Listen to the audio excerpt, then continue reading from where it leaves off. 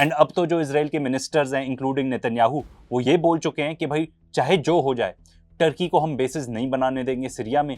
अगर वो वहां पे बेसिस बनाएंगे तो फिर हमको भी अपने बेसिस बनाने पड़ेंगे, हम वहां से विड्रॉ नहीं करेंगे। तो आप समझ रहे हो सिचुएशन क्या बन रही है। मैप पे देखो, इसराइल लेबनान को कब्जाना चाह रहा है, इसराइल साउथ ऑफ सीरिया को कब्जाना चाह रहा है। अगर इसराइल ऊपर जाते जाएगा तो अब उसका नेबर कौन बन जाएगा, उसका पड़ोसी कौन बन जाएगा, टर्की बन जाएगा। ये चीज किसी ने भी नहीं एंटिसिपेट करी थी।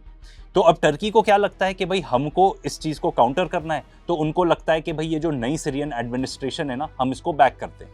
एंड हम चाहते हैं, मतलब टर्की ये चाहता है कि भाई एक यूनिफाइड सीरियन स्टेट रहे, ताकि उनके और इसराइल के बीच में अच्छा खासा गैप रहे। बट नेतन्याहू और इसराइल, इनका ये प्लान नहीं है। इनका प्लान है सीरिया को बल्कनाइज कर देना, जैसे कि ईरान को भी ये कह रहे थे बल्कनाइज कर देंगे। बल्कनाइजेशन मतलब छोटे छोटे टुकड़ों में बांट देना। अगर आप इनका मॉडस ऑपरेंडी देख लो कि किस तरीके से ऑपरेट करते हैं पूरे रीजन में, हर एक देश को, चाहे वो लिबिया हो, सीरिया हो, लेबनान हो, ईरान के अगेंस्ट भी इन्होंने कोशिश करी, इराक के अगेंस्ट तो सक्सेसफुली किया इन्होंने डिस्ट्रक्शन। इतनी तबाही मचाओ, पूरे देश को ही खत्म कर दो कि सामने वाला उठ ही ना पाए। तो भाई अगर जब सामने वाले को एकदम आप खत्म ही कर दोगे ऐसे, तो भाई सबसे पावरफुल कौन बचेगा, इसराइल बचेगा ना फिर। एंड जो ये प्रोस्पेक्ट है सीरिया को ब्रेकअप करने का, भाई इसराइल के तो मुंह में पानी आ जाएगा, क्योंकि इसराइल और सीरिया की लॉन्ग हिस्ट्री रही है ऑफ वॉर्स। तो इसीलिए between Turkey and Israel Syria एक नया फ्रंट बन चुका है। तो भाई टर्की को लगता है कुछ ना कुछ डेटरेंस चाहिए इसराइल के खिलाफ, क्योंकि वो डायरेक्ट इंटरवीन नहीं करना चाहते, वो डायरेक्ट कॉन्फ्लिक्ट नहीं चाहते इसराइल के साथ। बट इसराइल को क्या लगता है, वो तो हमेशा कॉन्फ्लिक्ट चाहता है, क्योंकि वो जानता है कि यूएस उसको बैक करेगा। तो वो फुल डोमिनेंस चाहते हैं ओवर सीरियन एयर स्पेस, पूरी डोमिनेंस चाहते हैं।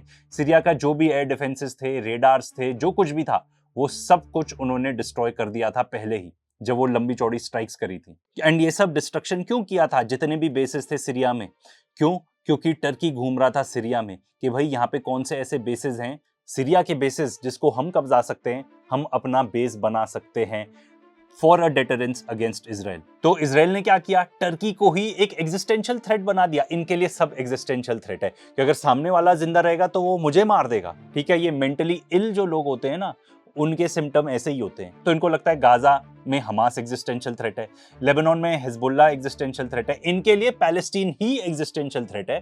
लिकुड पार्टी, जिस पार्टी का बेसिकली ये है नेतन्याहू, अगर आप जाके इनका चार्टर पढ़ोगे तो ये खुद ही बताते हैं कि भाई पैलेस्टीन एक एग्जिस्टेंशियल थ्रेट है, वो एग्जिस्ट ही नहीं कर सकता। इनके लिए ईरान भी एक एग्जिस्टेंशियल थ्रेट है। तो अब इन्होंने टर्की को भी उस एग्जिस्टेंशियल थ्रेट वाली लिस्ट में डाल दिया है कि जब तक ये रहेंगे तब हम नहीं सर्वाइव कर पाएंगे। तो अब इसराइल की स्ट्रैटेजी ये है कि ये अपने एलाइज को एक्टिवेट करें। ठीक है, एक ये जो बात करते हैं कि एक हेक्सागोनल पूरी रिंग बनाएंगे, ठीक है, अगेंस्ट ईरान, अगेंस्ट मुस्लिम ब्रदरहुड, ये जो भी नाम दे दें, बेसिकली एक नेटवर्क ऑफ एलाइज बनाएंगे जिसका इंडिया भी पार्ट हो सकता है। क्योंकि देखो अब इसराइल तो बन चुका है पराया देश, ठीक है, कोई भी उसका एलाय बनना नहीं चाहता। इसके बारे में हमने वीडियो भी बनाए, उसको जरूर चेकआउट करना। तो ना सऊदी अरेबिया इनका एलाय बनना चाहता है, उस रीजन में तो भाई इंडिया हो गया, यूएई हो गया, उसके अलावा कोई भी इनका एलाय नहीं बनना चाहता। एंड सिंपल रीजन है क्योंकि गाजा में इन्होंने जो हरकत की है उसके बाद भाई इंडिया को भी इनका एलाय नहीं होना चाहिए, प्लेन एंड सिंपल। तो अब टर्की के जितने भी दुश्मन लोग हैं या टर्की के जितने भी एडवर्सरी हैं, उन सब लोगों को एक्टिवेट कर रहे हैं। फॉर एग्जाम्पल ये लोग कर्ड्स को यूज करना चाहते हैं अगेंस्ट टर्की। कर्ड्स और टर्की का 36 का आंकड़ा है। तो अब जो इसराइल का फॉरेन मिनिस्टर है वो क्या कहता है कि हमको अपने टाइज इंप्रूव करने चाहिए, कर्ड्स के साथ टाइज अच्छे करने चाहिए। एंड यही कर्डिश लोग हैं जिनको ये रिक्रूट कर रहे थे या एटलीस्ट आर्म कर रहे थे, including United states of America. Trump ने खुद आके बोला हुआ है, ये इन लोग को रिक्रूट कर रहे थे किसके अगेंस्ट फाइट करने के लिए, ईरान के अगेंस्ट।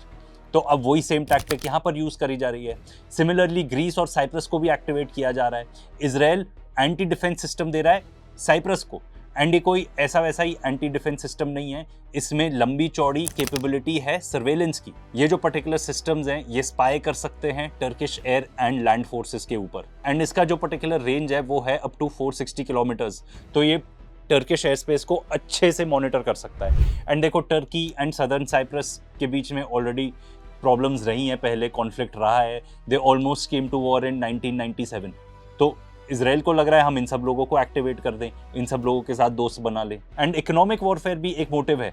स्ट्रेट ऑफ हॉर्मूज बंद होता है, ठीक है, तो ये सब जितने भी अपॉर्चुनिस्टिक लोग हैं ना, इंक्लूडिंग टर्की के एर्डोगान एंड यहाँ पे इसराइल, ये लोग आ जाते हैं कि भाई स्ट्रेट ऑफ हॉर्मूज तो रिलायबल ही नहीं है, हमको नए एनर्जी रूट्स की जरूरत है। तो टर्की कहता है कि भाई मेरे यहाँ से निकलेगी पाइपलाइन एंड पूरे यूरोप को सर्व कर सकते हैं हम, यहाँ से निकलेगा पूरा ऑयल एंड गैस। नेतन्याहू कहता है कि नहीं, जब वॉर खत्म होगा तब हमारे यहाँ से निकलेगी पाइपलाइन एंड यहाँ से पूरे यूरोप को जा सकती है अच्छे से ऑयल एंड गैस। एंड ये भी मत भूलो, इजराइल एक वॉर इकोनॉमी है,